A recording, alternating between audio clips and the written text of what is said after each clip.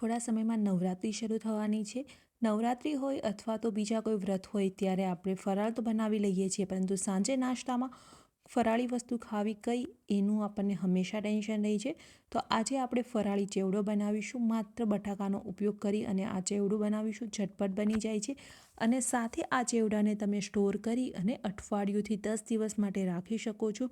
Test બિલકુલ એવો જ રહે છે અને માત્ર ઘરમાં રહેલા વસ્તુનો ઉપયોગ કરીને જ આ ચેવડો બનાવીશું આપણે. તો ચેવડો બનાવવા સૌથી પહેલાં આપણે બટાકાની જે છાલ છે એમને કાઢી લઈએ. તો મેં અહીંયા મોટી સાઇઝના 3 બટાકા લીધા છે. તો ચેવડો બનાવવા માટે આપણે આ રીતની મોટી સાઇઝના બટાકા જ લઈશું, જેનાથી એકદમ સરસ લાંબી એમની છીણ તૈયાર થાય.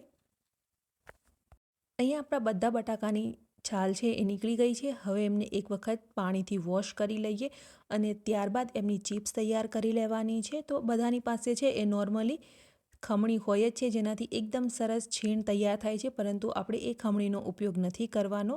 અલગ રીતે જ આપણે બનાવીશું અને એકદમ સરસ આપણી ચેવડો છે એ બનીને તૈયાર થશે. તો આ રીતે આપણે સૌથી પહેલાં ચિપ્સ તૈયાર કરી લઈએ.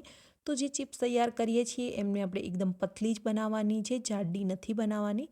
જો તમારી ચિપ્સ જાડી હશે તો ચેવડો છે એમને ફ્રાય કરતી વખતે ઝડપથી ફ્રાય પણ નહીં થાય અને આપણે જે ક્રિસ્પી જોઈએ છીએ એવી ક્રિસ્પીનેસ પણ નહીં આવે.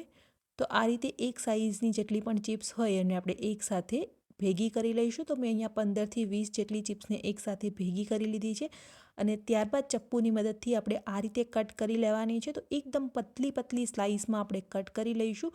તો એકદમ પરફેક્ટ આપણને છીણ મળી અને તૈયાર થઈ જશે. તો સેમ પ્રોસેસથી આપણે બધા જ બટાકાની છે આ રીતની છીણ તૈયાર કરી લેવાની છે. તમે જોઈ શકો છો એકદમ લચ્છેદાર છીણ બની અને તૈયાર થઈ ગઈ છે.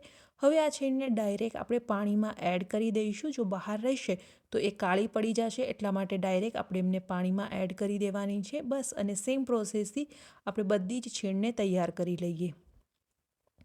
એક વખત આપણી બધી છીણ તૈયાર થઈ જાય ત્યારબાદ એમને 2 થી 3 પાણીથી વોશ કરી લેવાની છે, જેનાથી એમની અંદર જે સ્ટાર્ચ છે એ સ્ટાર્ચ નીકળી જાય. તો બટાકાની અંદર જે સ્ટાર્ચ છે એમને કાઢવું ખૂબ જ જરૂરી છે. તો જ આપણી ચિપ્સ સારી થશે, તો જ આપણો ચેવડો છે એકદમ સરસ અને એકદમ ટેસ્ટી બનશે. તો આપણે જ્યારે નોર્મલી બટાકાની વેફર બનાવતા હોઈએ છીએ અને એ ચિપ્સને આપણે એકદમ સરસ રીતે વોશ કરીએ છીએ, બસ એ રીતે જ વોશ કરવાની છે. અને ત્યારબાદ કોટનનું કોઈ પણ કપડું લઈ અને એમની ઉપર આપણે છીણને સ્પ્રેડ કરી દઈશું અને ઉપરથી ટિશ્યુ પેપર અથવા તો કિચન ટાવેલ હોય એનાથી એક વખત આ રીતે આપણે જે વધારાનું પાણી છે એમને શોષી લેવાનું છે અને ચિપ્સને એકદમ કોરી કરી લઈશું.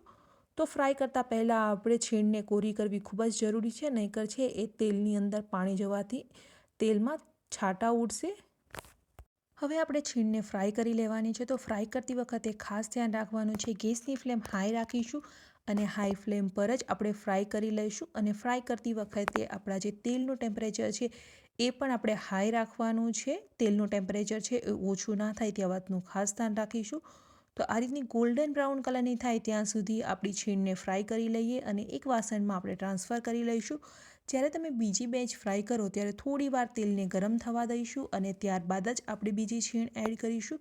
સેમ પ્રોસેસથી અહીંયા મેં બધી જ છીણ છે એમને ફ્રાય કરી લીધી છે અને આ રીતની આપણે ગોલ્ડન કલરની ફ્રાય કરીશું, તો એકદમ ક્રિસ્પી થાય ત્યાં સુધી. હવે આપણે સેમ ઓઇલમાં અડધો કપ જેટલા સિંગદાણા લઈ લઈએ. સિંગદાણાને આપણે વધારે પડતા ફ્રાય નથી કરવાના. જો તમે વધારે પડતા ફ્રાય કરશો તો એમની અંદર બળી ગયેલો ટેસ્ટ આવશે. સાથે આપણે લીમડાના પાન એડ કરી દઈએ. તો મેં અહીંયા ડ્રાય લીમડાના પાન લીધા છે. જો તમારી પાસે ફ્રેશ લીમડાના પાન હોય તો ફ્રેશ લીમડાના પાન જ અહીંયા એડ કરવાના છે. ફ્રેશ લીમડાના પાનથી ખૂબ જ સરસ ટેસ્ટ આવે છે. અને લાસ્ટમાં આપણે બદામને પણ ફ્રાય કરી લઈશું. તો અહીંયા તમે તમારી ઈચ્છા મુજબના કોઈ પણ ડ્રાયફ્રૂટ્સ એડ કરી શકો છો, કાજુ, બદામ, કિશમિશ. તો જે પણ ડ્રાયફ્રૂટ્સને તમારે એડ કરવા છે એમને એક વખત ફ્રાય કરી લેવાના છે. મેં અહીંયા માત્ર બદામ જ એડ કરી છે. હવે આપણે અહીંયા જે વ્રતવાળું મીઠું આવે છે એ એડ કરી દઈશું અને સાથે 2 ચમચી જેટલી ખાંડ એડ કરી બધી જ વસ્તુને મિક્સ કરી દઈશું. જો તમને થોડો તીખો ચેવડો પસંદ હોય તો તમે અહીંયા લાલ મરચું પણ એડ કરી શકો છો. તમારી ઈચ્છા મુજબ તમે અહીંયા તીખો અથવા તો નોર્મલ આપણે જે ગળ્યો ચેવડો મળે છે બજારમાં એમના જેવો તૈયાર કરી શકો છો.